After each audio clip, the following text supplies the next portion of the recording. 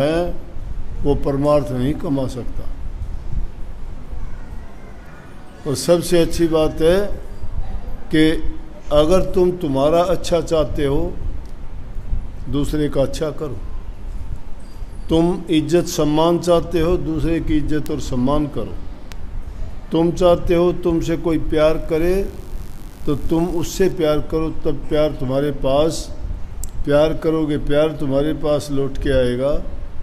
किसी की इज्जत सम्मान करोगे तुम्हारी भी इज्जत सम्मान होगी, क्योंकि लौट के तुम्हारे पास आता है। जो आदमी दूसरे को नमन करता है, दूसरे को नहीं करता, वो खुद को करता है। कबीर नवे सो आपको और पर को नवे न कोई, घाल तराजू तोलिए नवे सो भारी होए। जो आदमी नीचा होता है वही भारी बनता है, और जो आदमी नेके नीचा बन के नहीं चलता वो आदमी अहंकारी हो जाता है। और जो अहंकारी हो जाता है उसको कुछ नहीं मिलता। ये आंगड़ी अगर घी में सीधी काट देंगे इसको कुछ नहीं मिलेगा, यूँ क्यों आऊँगी। अगर इसी को नेके इसको टेढ़ी करके घाल देंगे तो कुछ ना कुछ लेके आओ, खाली नहीं आती। तो एक कुदरत का नियम है, जैसा दोगे वैसा लोगे, जैसा करोगे वैसा भरोगे, जैसा बोओगे वैसा काटोगे। ये ना सोचा करो तुमने किसी का भला कर दिया। किसी का भला करके देखना तुम्हारा भला अपने आप हो जाएगा, तुम्हें करने की जरूरत नहीं है। और जो आदमी दूसरे का भला करता है उसको चिंता भी नहीं करनी चाहिए, उसका बुरा करने वाला कोई नहीं।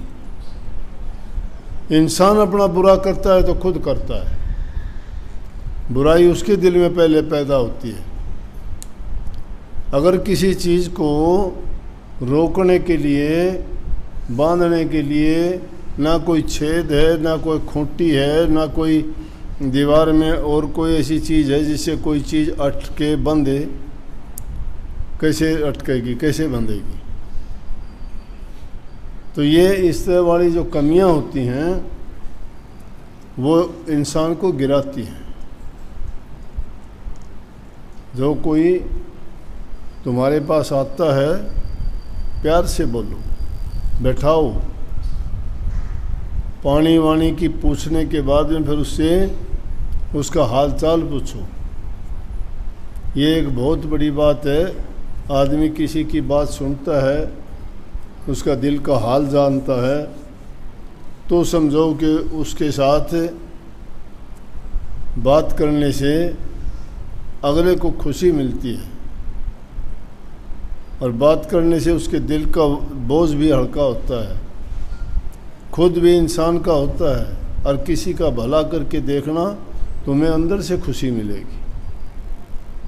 क्योंकि अच्छा जब बोलोगे तो दूसरे आदमी की भावना और विचार तुम्हारे प्रति ये होंगे कि वो चाहे किसी के सामने ना कहो कि बड़ा नेक इंसान था भाई।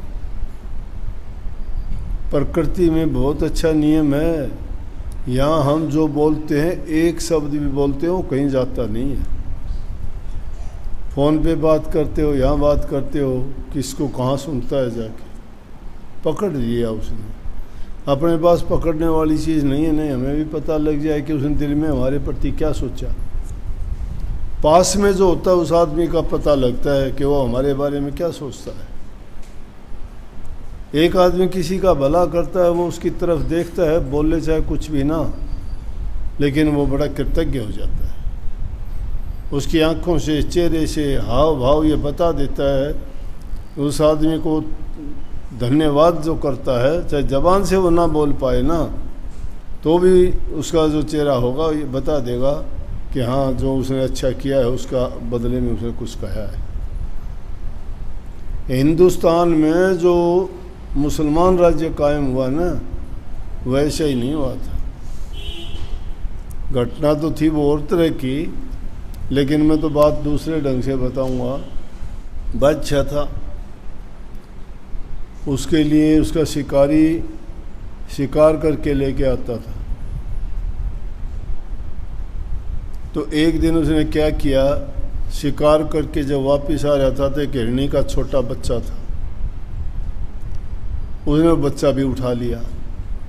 जब छोटा बच्चा उठाया तो हिरणी ने देखा कि तो तेरे बच्चे को लेके चल दिया। अब वह बच्चा किसी का भी हो, अपने बच्चों से अंदाज़ा लगाओ तुम कितना प्यार करते हो। माँ तो बहुत ज़्यादा जानती है अपने बच्चों के बारे में, क्यों 9 महीने तो वो पेट में रखती हैं, फिर पैदा करने के बाद अपना दूध पिलाती हैं, थोड़ा सा बड़ा होने पर अपने मुंह का घास भी निकाल के उसको खिलाती हैं, एक एक सांस उसमें डालती है माँ बच्चे की। तो यूँ समझो कि बच्चे में उसके प्राण अटके होते हैं, और जब उसके उसे प्राणों को कोई लेके चलता है तो उसके साथ क्या बीतती है। कसाई, दुष्ट और दुरात्माओं का जिक्र नहीं है, ये हर प्रकार के लोग हैं इस दुनिया में, लेकिन मैं उन नेक इंसानों की बात करता हूँ जिसके हृदय में दिल धड़कता है, दया है जिनके दिल में। वो जानते हैं ममता, प्यार क्या चीज़ होता है, ममता क्या होती है। जब वो हिरणी के बच्चे को लेके चल दिया तो उसको पता नहीं था कि इंसान को अगर ऐसी चीज़ ये मिलती है, इन जीवों को मार के खाता है। अपने ही देश में यहाँ तो हम बहुत अच्छे लोग हैं जो धर्म के रास्ते पे चलने वाले हैं, अहिंसा को परम धर्म मानते हैं। गांधी जी ने जो नारा दिया था, उन्होंने कही थी अहिंसा परमो धर्म। अहिंसा, अहिंसा होती है किसी को दुख ना देना। दुख हम एक प्रकार से नहीं देते, दुख हम शरीर से भी देते हैं, दुख हम जबान से भी देते हैं, दुख हम कर्म से भी देते हैं, मन से भी देते हैं, वचन से भी देते हैं। मन में किसी के प्रति बुरी भावना, बुरे विचार रखना, किसी के बारे में कपट धोखा रखना, ये मन है। जबान से किसी को बुरा बोलना, गंदा मंदा बोल देना, छोटे शब्द बोल देना किसी के बारे में, शरीर से किसी को कष्ट देना, लेकिन ये है। परंतु मैं बात आपको कह रहा था, जब उसके बच्चे को उठा के चला तो हिरणी क्या करे, उसको अपनी जान भी प्यारी है। सबसे पहले इंसान को अपनी जान प्यारी है, चाहे दूसरा कितना भी प्यारा क्यों ना हो, सबसे पहले अपनी जान बचाएगा वो। बच्चों से प्यार करते हैं, लेकिन अगर कोई आफत आ जाए, चुनाव करने के लिए बात हो कि बोल तेरे बच्चे को मारूंगा, तो ये तो कहेगा बच्चे को मार दे, मुझे छोड़ दे, क्योंकि पहले अपनी जान है प्यारी, फिर दूसरी। हिरणी उसके पीछे पीछे हो ली। उसने शिकारी ने मुड़ के देखा, हिरणी पीछे पीछे आ रही है। चेहरे से लग रहा है उसकी आंखों से पानी गिर रहा है, अपने बच्चे की तरफ देखती है। वो शिकारी रुकता है तो वो भी रुक जाती है, और वो उसको लेके चलता है, फिर चल पड़ता है। अब इंसान है, इंसान जब किसी चीज़ का ख्याल करता है तो उसके दिल में भावना तो वो जागृत होती है। उसका ख्याल आया कि देखो इस हिरणी का छोटा सा बच्चा है, उसके प्यार में एक बेचारी किस प्रकार से पीछे पीछे आ रही है, इसको अपनी जान की परवाह नहीं, मैं तो शिकारी हूँ, व्याधि हूँ, हिरणों को मारने वाला हूँ, और फिर भी इसको पता होते हुए मेरे पीछे पीछे आ रही है। संतान इतनी प्यारी होती है, उसके लिए उसकी दया आ गई, दिल में दया आ गई, बच्चे को छोड़ दिया। बच्चे को छोड़ते ही वो बच्चा भाग के अपनी माँ के पास जाता है। उसकी माँ उसको सूंघती है कि इसको कोई नुकसान तो नहीं करा। अभी तो आँखों ने देखेंगे, हाथ फेर के शरीर को देखेंगे। उसको सूंघती है, ऊपर नीचे से सारे उसको देखती है, चेक करती है, संभालती है।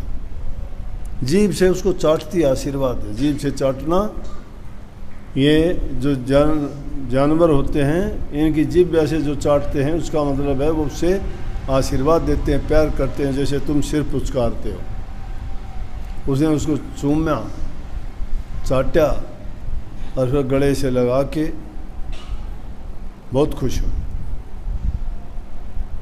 क्योंकि उसका बहुत प्यारा था। और उसका प्यारा बच्चा जब उसको मिल गया तो शिकारी ये सब बातें उसकी तरफ देख रहा था।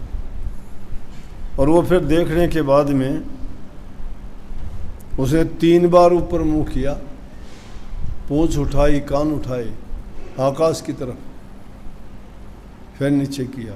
3 बार ऐसे उसने किया।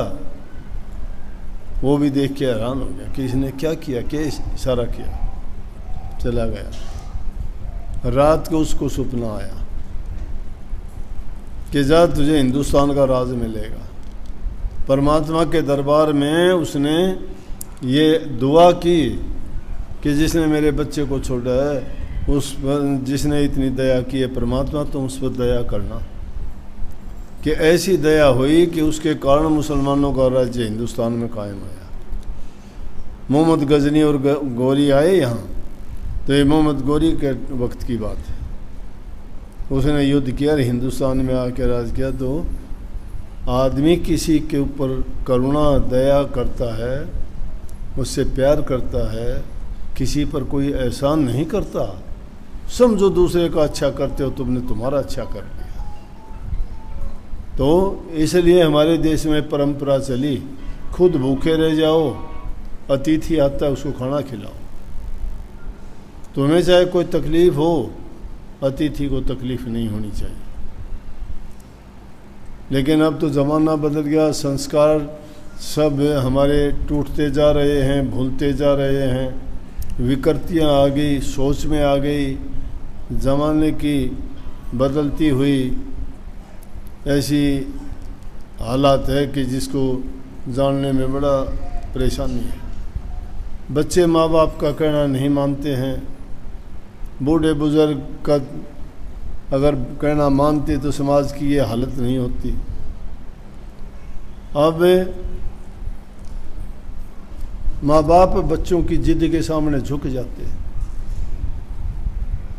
वो भी एक मोह है, वो भी एक प्यार है, उसके आगे झुक जाते हैं। बच्चे डर दिखाते हैं कि अगर ऐसा नहीं किया तो मैं ऐसा कर लूँगा, या तो मेरी शादी उससे मुझे करने दो, नहीं घर छोड़ के भाग जाऊँगा, या तो शादी करने दो, नहीं हम घर छोड़ के शादी कर लेंगे। बच्चे अपनी जिद करते हैं और माँ बाप उनकी जिद को पूरी करते हैं। ये संस्कार हमारे नहीं थे। हमारे तो यहाँ बूढ़े बुज़ुर्ग जो हुक्म करते थे, बच्चों के हित की बात सोचते थे कि आगे चल के इसका होगा क्या। बहुत दूरदर्शी थे वो, क्योंकि जो चीज़ जिसको प्यारी होगा उसके बारे में अच्छे विचार रखेगा, वो उसके लिए अच्छा से अच्छा काम करेगा।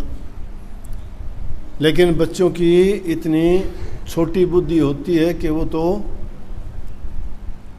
बार की लिपापोती को देखते हो, अंजाम को नहीं जानते क्या होगा।